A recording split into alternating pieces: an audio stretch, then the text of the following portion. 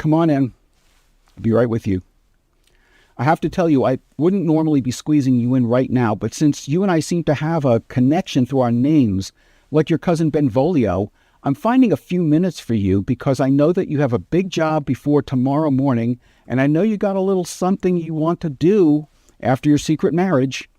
But I'm warning you, watch out for that rat catcher Tybalt. He's a troublemaker, and he'll look for any excuse to provoke a fight with you or any of the Montague house. I wouldn't put it past him to start a brawl just like the ones in the past between your family and the Capulets, and your new bride wouldn't want you fighting with her kinsman either. I know you say you're going to show her how much you love her and let her know that one way or the other, your love's going to be written down in history. Well, that will require a great deal of discipline and the ability to walk away from a fight when provoked. So don't take the bait. Sure, it's easy to talk about love and romance, but just wait till Tybalt catches up with you when Capulet isn't around to hold him in check. Right now, I'm speculating that he's thinking, I'm going to put Romeo's fame right smack dab out of date. I urge you to wonder what tomorrow's going to really bring, because if you don't find a way to avoid fighting Tybalt tomorrow, I fear it's going to be heartaches and sorrow, and your love's going to be destroyed by tragedy. But if you take my advice, young Montague, and leave Verona while you can with your bride, then someday future lovers will emulate you both, vowing, our love's going to be written down in history, just like Romeo and Juliet.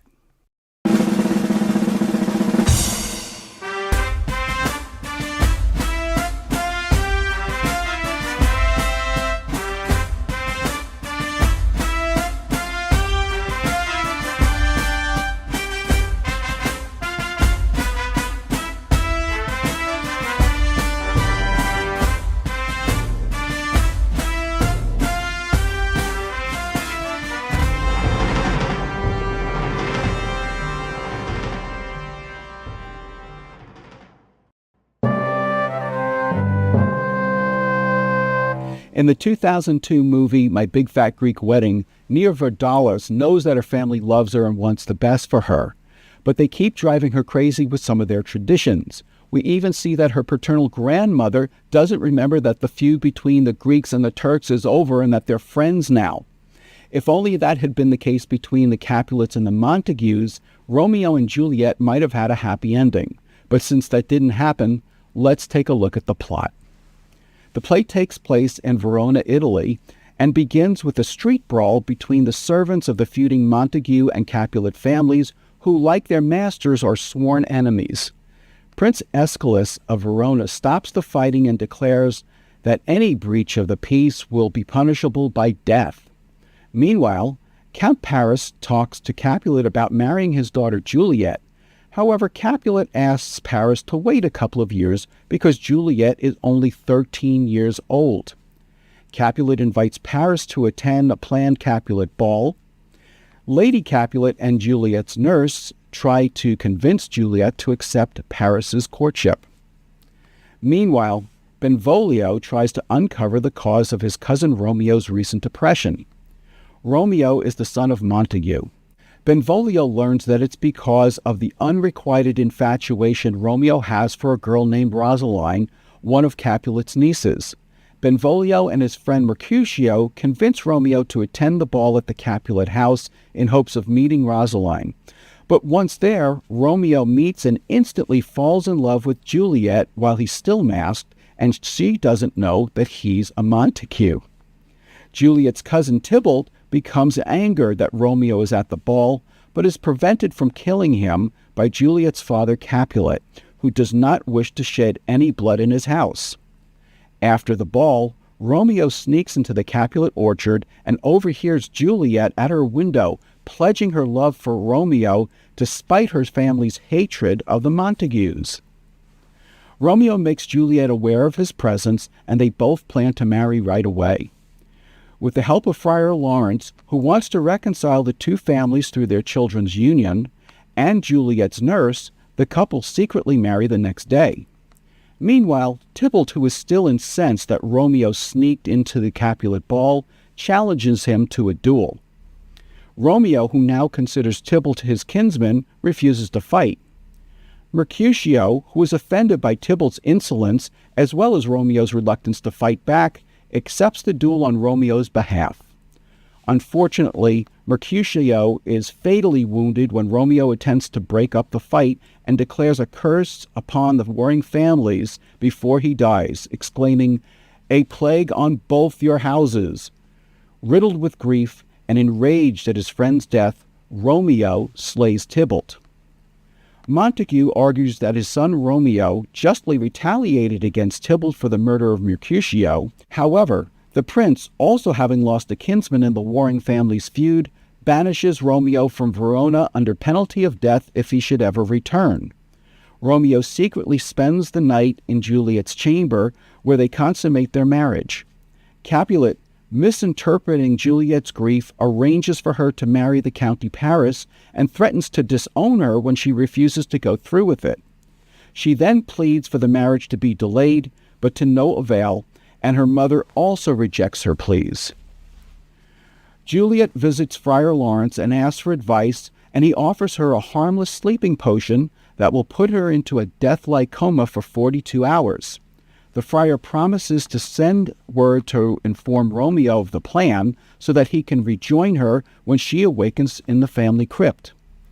On the night before the wedding, Juliet drinks the potion, and the next day her family discovers her body lifeless and lays her in the family tomb. Unfortunately, Friar Lawrence's message does not reach Romeo due to a plague that prevents the communication. Instead, Romeo is misinformed by his servant Balthazar and believes that Juliet is indeed dead. Heartbroken, Romeo buys poison from an apothecary and goes to the Capulet crypt. While there, he encounters Paris, who comes to mourn Juliet privately. Believing Romeo to be a vandal, Paris confronts him, and in the ensuing battle, Romeo kills the Count Paris. Still believing Juliet is dead, Romeo drinks the poison and dies. Immediately after, Juliet awakens and, seeing that Romeo is indeed dead, stabs herself with his dagger and joins him in death. The feuding families and the prince meet at the tomb and find Paris, Romeo, and Juliet all dead. Friar Lawrence recounts the story of the star-crossed lovers, fulfilling the curse that Mercutio swore. The families agreed to reconcile their differences and build a monument in memory of their deceased children. The play ends with the prince's elegy for the lovers saying, "For never was a story of more woe than this of Juliet and her Romeo." When we return, we'll look at some of the remarkable characters in Romeo and Juliet. All right, let's take a look at some of the major characters in this play. Romeo is the son of Montague, whose family has been feuding with the Capulet family for years. He starts off infatuated with Rosalind, but it's love at first sight when he encounters Juliet, the daughter of his family's enemy. Juliet is only a few weeks younger than her 14th birthday when the play begins. She loves Romeo, despite the fact that his family is the sworn enemy of her family. Juliet's nurse is her loving confidant and go-between. Both Romeo and Juliet confide in Friar Lawrence, whose hope is to create a peace between their warring families. Tybalt is Juliet's cousin and a local hothead. He loves to fight and rarely ever needs a reason to use his sword. Mercutio, who is Romeo's friend and a kinsman of Prince Aeschylus of Verona, keeps taunting Tybalt by referring to him as Prince of Cats because of his sleek but violent nature. Benvolio is Romeo's cousin, who, unlike Mercutio, doesn't provoke fights, but rather tries to keep the peace. And finally, Count Paris is also a kinsman of Prince Aeschylus, who wants to marry Juliet and has her father's consent to do so. Coming up, we'll look at some of the plot devices and memorable scenes in Romeo and Juliet. One of Shakespeare's most common plot devices is the use of forbidden marriages. We'll see this again and again in Othello, Cymbeline, The Merry Wives of Windsor, A Midsummer Night's Dream, Titus Andronicus, The Winter's Tale, The Merchant of Venice, Troilus and Cressida, Timon of Athens, Measure for Measure, Hamlet, and Two Gentlemen of Verona. A good number of these plays also involved arranged marriages, as in this case of County Paris to Juliet. Shakespeare also uses the dead trick to get Juliet out of her marriage to the County Paris. Another common theme is a troublemaker who gets himself killed and creates consequences for the reluctant killer. In this case, it happens to Romeo when he kills Tybalt and becomes banished. This also happens in Cymbeline when Guiderius kills Cloten and is almost sentenced to death by his father, the king. Still, another one of Shakespeare's favorite plot devices is outrageous, harsh degrees. In Romeo and Juliet, street brawling between the Montagues and the Capulets will now be punishable by death.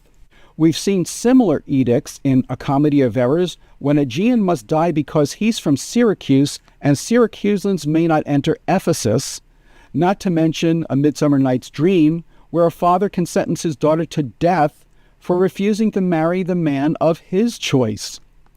One of Shakespeare's memorable scenes takes place in the beginning of the play in Act 1, Scene 5. Here is Romeo at Capulet's ball gazing on Juliet for the very first time. He asked a serving man, "What lady's that which doth enrich the hand of yonder knight?" "I know not, sir." "Oh, she doth teach the torches to burn bright. It seems she hangs upon the cheek of night as a rich jewel in an Ethiop's ear. Beauty too rich for use, for earth too dear. So shows a snowy dove trooping with crows as yonder lady o'er her fellow shows. The measure done, I'll watch her place of stand, and touching hers make blessed my rude hand.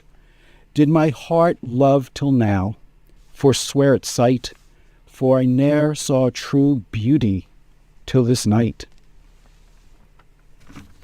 And to follow that up, Shakespeare continues in Act 1, Scene 5, when we hear Romeo and Juliet meeting and talking together for the very first time. Not only is it love at first sight, it is instantaneous and simultaneously as intense for one another as it is for each of them. Listen to this exchange. "If I profane with my unworthiest hand this holy shrine, this gentle sin is this, my lips, two blushing pilgrims, ready stand to smooth that rough touch with a tender kiss."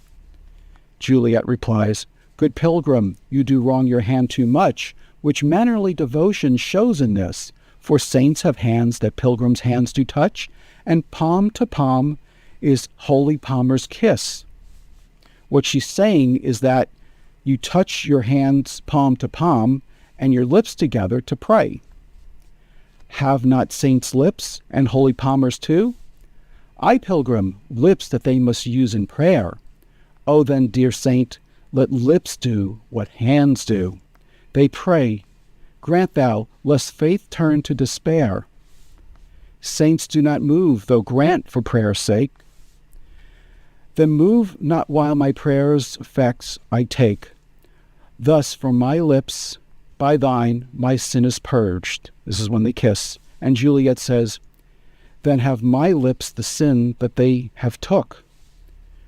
Sin from my lips? Oh, trespass sweetly urged. Give me my sin again. And he kisses her again. You kiss by the book. In other words, he uses this excuse of taking back his sin as another reason to kiss Juliet once more, which he obviously doesn't mind.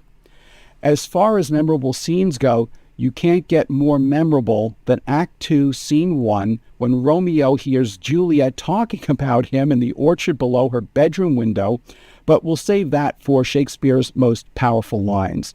In the meantime, I also want you to remember that Shakespeare uses opposites as plot devices. Light, dark, day, night, sun, moon are all through this play because he's speaking in the language of love.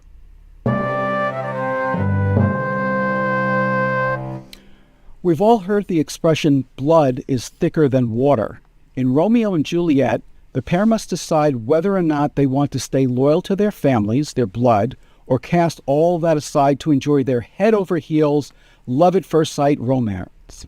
Sure, I just used a whole bunch of cliches, but we're talking about Romeo and Juliet's timeless love affair. If any tragic love story ever deserved to be peppered with cliches, it's certainly this one. We know that these lovers are willing to die for their love, rather than be forced apart by their families.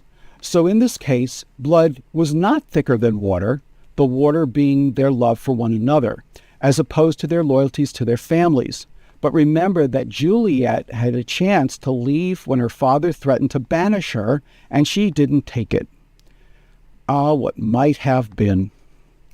Despite his carefree ramblings about everything under the sun, Mercutio actually does have some of the most powerful lines in this play, and they take place just before his death in Act 3, Scene 1.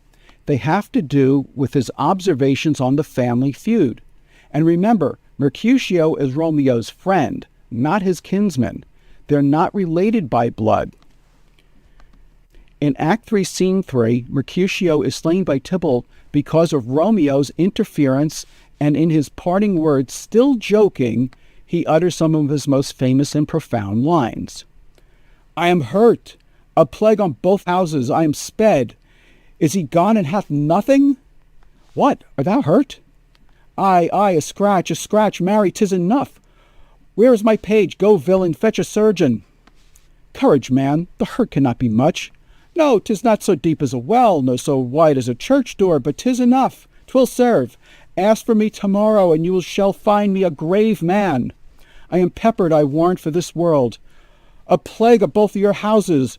Zoons, a dog, a rat, a mouse, a cat, to scratch a man to death. A braggart, a rogue, a villain that fights by the book of arithmetic. Why the devil came you between us? I was hurt under your arm. I thought all for the best. Help me into some house, Benvolio, or I shall faint. A plague of both your houses. That line, though frequently paraphrased, is still used somewhere virtually every day. Ironically, it was because of the two families' feud and Romeo's love for Juliet, extended to his kinsman by marriage, Tybalt, that Mercutio got caught in the crosshairs that led to his untimely demise. Some of the other themes that Shakespeare uses in Romeo and Juliet are impediments to create obstacles and go-betweens to help assist the couple. First, the star-crossed lovers face several impediments to their love-at-first-sight infatuation. The first is the feud between the warring families, which we'll also see between nations in A Comedy of Errors and The Winter's Tale. To help out Romeo and Juliet, Shakespeare gave them Friar Lawrence, who wants to help them mend the ongoing feuding. There's also Juliet's nurse, who truly loves her and wants her to be happy, but she's a simple woman and doesn't always give the best advice. But as Shakespeare likes to do with Lucetta and Julia in Two Gentlemen of Verona, he has a servant teasing the person she serves by withholding information from Juliet and milking it for all it's worth. In Act 2, Scene 4, Juliet's nurse has come back from meeting with Romeo, and Juliet is on needles and pins waiting for an update. The nurse takes every opportunity to prolong Juliet's anticipation and teases her by dragging it out as long as she can. Listen to this exchange. Juliet: Now, good sweet nurse, O Lord, why lookest thou sad? Though news be sad, yet tell them merrily. If good, thou shamest the music of sweet news by playing it to me with so sour a face. Nurse: I am weary, give me leave a while. Fie, how my bones ache! What a jaunt have I! I would thou hadst my bones, and I thy news. Nay, come, I pray thee, speak. Good nurse, speak.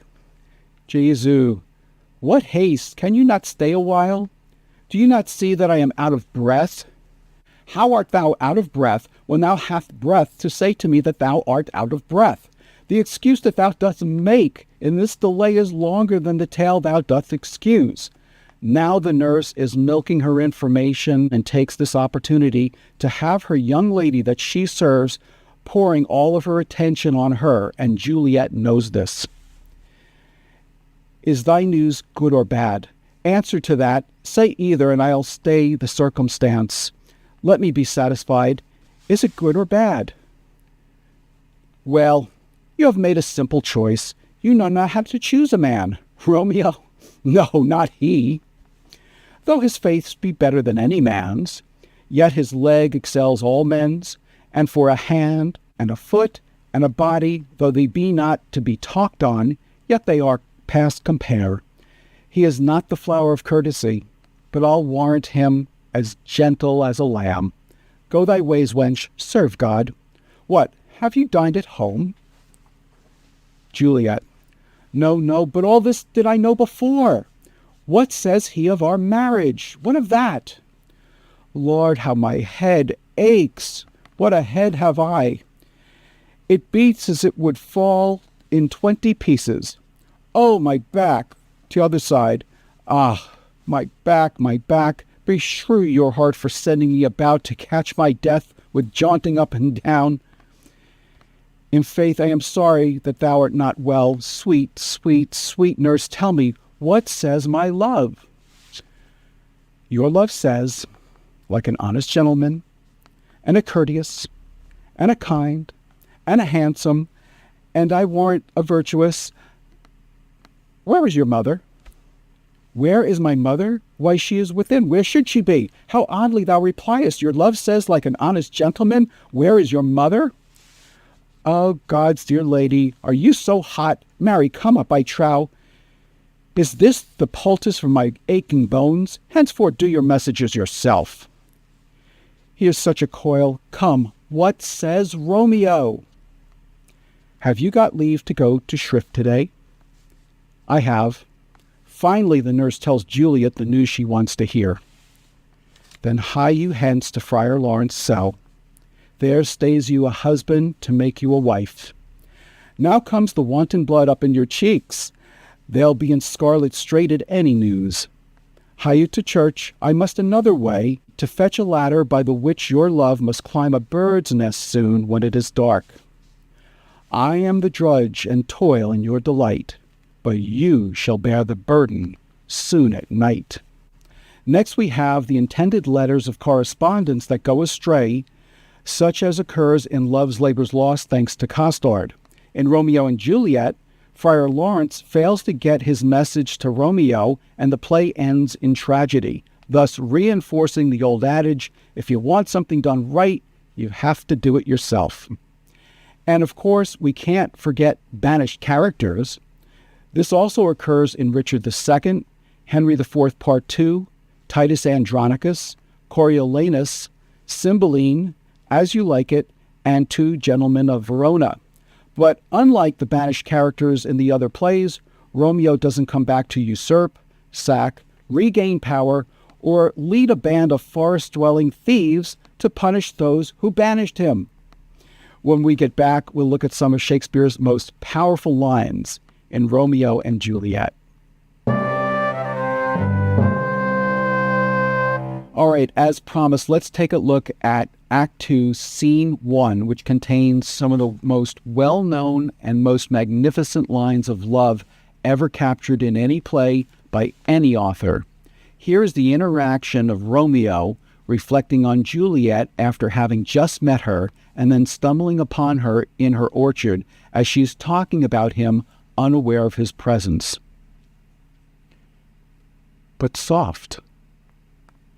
What light through yonder window breaks? It is the east, and Juliet is the sun. Arise, fair sun, and kill the envious moon, who is already sick and pale with grief that thou, her maid, art far more fair than she. Be not her maid, since she is envious. Her vestal livery is but sick and green, and none but fools do wear it. Cast it off. It is my lady. Oh, it is my love. Oh, that she knew she were. She speaks, yet she says nothing. What of that? Her eye discourses. I will answer it. I am too bold. 'Tis not to me she speaks. Two of the fairest stars in all the heaven having some business, do entreat her eyes to twinkle in their spheres till they return. What if her eyes were there, they in her head? The brightness of her cheek would shame those stars as daylight doth a lamp. Her eye in heaven would through the airy region steam so bright that birds would sing and think it were not night. See how she leans her cheek upon her hand. Oh, that I were a glove upon that hand, that I might touch that cheek. Ay me, she speaks. Oh, speak again, bright angel, for thou art as glorious to this night, being o'er my head, as is a winged messenger of heaven unto the white upturned wondering eyes of mortals that fall back to gaze on him, when he bestrides the lazing, puffing clouds and sails upon the bosom of the air. Oh, Romeo, Romeo, wherefore art thou Romeo? By the way, wherefore does not mean where are you? It means why are you a Romeo and thus my enemy? Deny thy father and refuse thy name, or if thou wilt not, be but sworn my love, and I'll no longer be a Capulet. Shall I hear more, or shall I speak at this? 'Tis but thy name that is my enemy. Thou art thyself, though not a Montague. What's Montague? It is nor hand, nor foot, nor arm, nor face, nor any other part belonging to a man. Here Shakespeare is being a little bit suggestive. Oh, be some other name. What's in a name? That which we call a rose by any other word would smell as sweet. So Romeo would, were he not Romeo called, retain that dear perfection which he owes without that title. Romeo, doff thy name, and for thy name, which is no part of thee, take all myself. At this point he can't refrain from speaking out. I take thee at thy word. Call me but love, and I'll be new baptized. Henceforth I never will be Romeo. What man art thou that thus bescreened in night, so stumbleth on my counsel? By a name I know not how to tell thee who I am.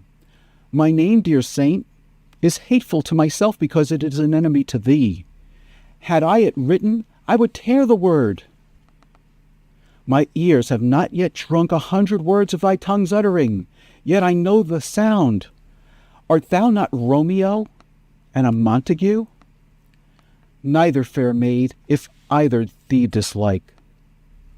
This exchange is probably used for more Shakespeare auditions by acting couples than any other lines in any play. And most people will probably already be familiar with some of these lines before they even look at the script. And we'll finish this section with some of the most beautiful lines ever written and spoken by Juliet, also in Act 2, Scene 1. My bounty is as boundless as the sea. My love is deep. The more I give thee, the more I have, for both are infinite. And who could forget? Good night, good night. Parting is such sweet sorrow that I shall say good night till it be morrow. When we get back, we'll look at some of the major turning points and correlations in this great Shakespeare play. There are several major turning points in this play. First, we have Romeo encountering the illiterate Capulet servant Peter, who is sent to deliver invitations to the ball but cannot read the names on his note. Had Romeo not encountered him, Romeo never would have gone to the ball in the first place and met Juliet.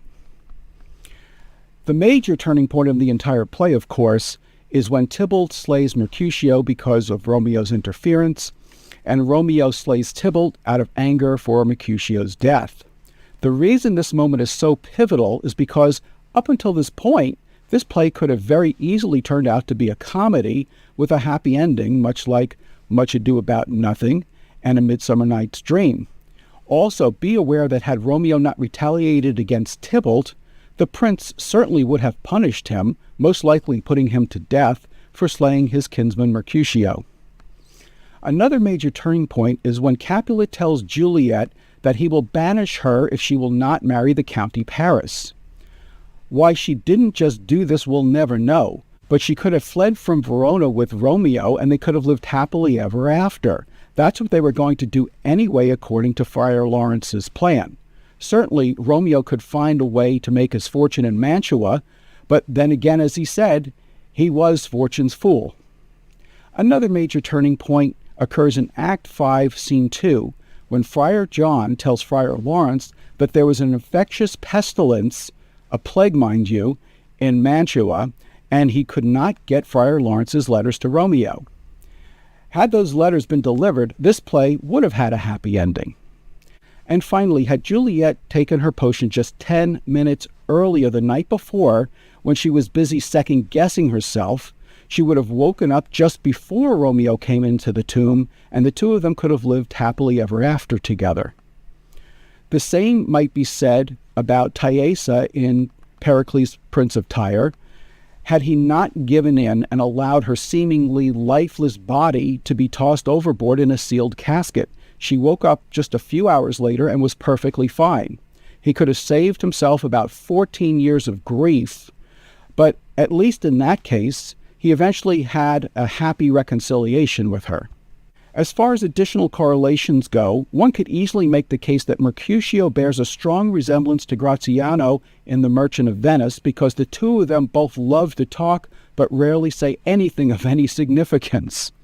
And Tybalt comes about as close to Hotspur or Henry Percy in Henry IV Part 1 as anyone can get. The two of them just love to battle and brawl, and the reason doesn't make any difference to them at all. Another hothead who comes to mind is Cloten in Cymbeline, who provokes a fight with Guiderius and then is beheaded. When we get back, we'll look at some of the interesting facts about the play Romeo and Juliet. In preparing to do this episode, I came across some interesting facts I want to share with you. Perhaps the most famous scene in any of Shakespeare's plays is the balcony scene from Romeo and Juliet.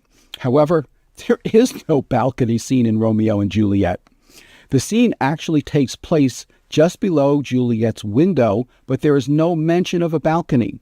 This is probably because the term balcony did not exist in Shakespeare's time and came into fashion about 16 years after the play. In 1961, Leonard Bernstein created the most financially successful remake of Romeo and Juliet when he did the musical version called West Side Story, in which rival gangs in New York City fight each other with knives instead of swords. It generated over $47 million worldwide in box office sales. Shakespeare deliberately made Juliet younger than she was in the source material he got from Arthur Brooke, in which she was 16. In Romeo and Juliet, Juliet is not yet 14 years of age, and it was quite uncommon in Shakespeare's time for people to marry this young. The average age for women to marry back then was in their early to mid-20s. Shakespeare was not the first to write about the Montagues and the Capulets. Dante did so in the Divine Comedy 250 years earlier. The opening lines between Romeo and Juliet are spoken in the form of a sonnet. The name Romeo means pilgrim. The name Benvolio means well-wisher. And the name Mercutio means mercurial or changing. Have you ever wondered why Mercutio calls Tybalt Prince of Cats? It's a reference from Reynard the Fox, which is a literary cycle or a group of stories using common characters in different medieval Dutch, English, French, and German fables that date back to the 12th century. One of the characters is known as Tybert the Cat. And finally, the Royal Shakespeare Company's 1982 production of The Life and Adventures of Nicholas Nickleby includes a play within a play in which Romeo and Juliet is acted out on stage in front of an audience, but is given a happy ending wherein nearly all the characters live. Up next, we'll look at some of the great actors who play in the 1978 BBC Shakespeare version of Romeo and Juliet. All right, now let's take a look at some of the actors who played in the 1978 BBC Shakespeare version of Romeo and Juliet. Patrick Reichard, who played Romeo, also plays Lysimachus, the governor of Mytilene, in Pericles, Prince of Tyre in 1984. The great actor Michael Hordern, who plays Capulet, also played Prospero in The Tempest in 1980, LeFou in All's Well That Ends Well in 1981. He also played Jupiter in Cymbeline and King Lear, both in 1980. And before that, he played Senex in the 1966 film A Funny Thing Happened on the Way to the Forum with Zero Mostel and a young Michael Crawford. Sir John Gielgud, who plays Chorus, played John of Gaunt in Richard II in 1978, and Priam in the 1996 Kenneth Branagh version of Hamlet. Joseph O'Connor, who plays Friar Lawrence, also played Lodovico in the 1981 BBC version of Othello, that's the Kenneth Branagh one, and the Duke of Exeter in the 1983 version of Henry VI Part 1. Christopher Strawley, who plays Benvolio, also played Claudio in Measure for Measure in 1979. Esmond Knight, who plays Old Capulet, played Priam in Troilus and Cressida, and Lepidus in Antony and Cleopatra, both in 1981. Bunny Reed, who plays Abraham, also played the jailer in A Comedy of Errors in 1983. Fernan Dobchev, who plays the apothecary, also plays Agamemnon in the 1981 version of Troilus and Cressida, and Don John in Much Ado About Nothing in 1984. John Savaden, who plays Friar John, also played the second senator in the 1995 Kenneth Branagh film Othello. And finally, Alan Rickman, who made his television debut playing Tybalt, went on to play Colonel Brandon in the 1995 film Sense and Sensibility with Emma Thompson and Kate Winslet, and played Bruce Willis's nemesis, Hans Gruber, in the 1988 blockbuster film Die Hard. Stay tuned for today's trivia challenge, which is called Bands of Brothers. All right, now it's time for today's trivia challenge called Band of Brothers. Name the play in which these brothers appear. Number 1, Antipholus of Syracuse and Antipholus of Ephesus. Number 2, Duke Senior and Duke Frederick. And number 3, Philip Falconbridge and Robert Falconbridge. When we get back, I'll have the answers for you, as well as some relevant lessons from Romeo and Juliet. Okay, now let's see how you did on today's trivia challenge called Bands of Brothers. Name the play in which these brothers appear. Number 1, Antipholus of Syracuse and Antipholus of Ephesus. Those are a pair of the twins in A Comedy of Errors. Number 2, Duke Senior and Duke Frederick. They are the two kings in As You Like It. And number 3, Philip Falconbridge and Robert Falconbridge. They are the brothers in The Life and Death of King John. Now let's look at some of the relevant lessons from Romeo and Juliet. First, falling in love doesn't mean that everything will be perfect. Expect that there will be plenty of pitfalls and obstacles to overcome. However, work together and use good decision-making and judgment to get through them all. If you focus on a solution with a total expectation of finding the answer, you always will. Number 2, be slow to anger and quick to keep the peace. As poet Max Ehrmann said in his 1927 poem Desiderata, as much as possible without surrender, be on good terms with all persons.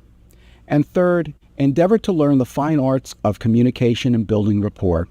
Had Romeo been able to pull Tybalt aside and speak genuinely and sincerely, they both might have had a happier outcome. As Henry Ford once said, if there is any one secret of success, it lies in the ability to get the other person's point of view and see things from that person's angle as well as from your own. As I've mentioned on my website, my first exposure to William Shakespeare happened when I got off my first grade school bus to the taunts of, "Hey Romeo, where's Juliet?" When you can have first graders referencing your love story's characters 400 years after you've written them, that is a true sign that you've created one of the world's most enduring, timeless, and unforgettable masterpieces of literature. And the names Romeo and Juliet have become the modern world's symbol of true love. I'm Dave Romeo, and thank you for watching this episode of Romeo and Shakespeare. Please join me next time when a king and his daughter even the score with his usurping brother while being surrounded by water.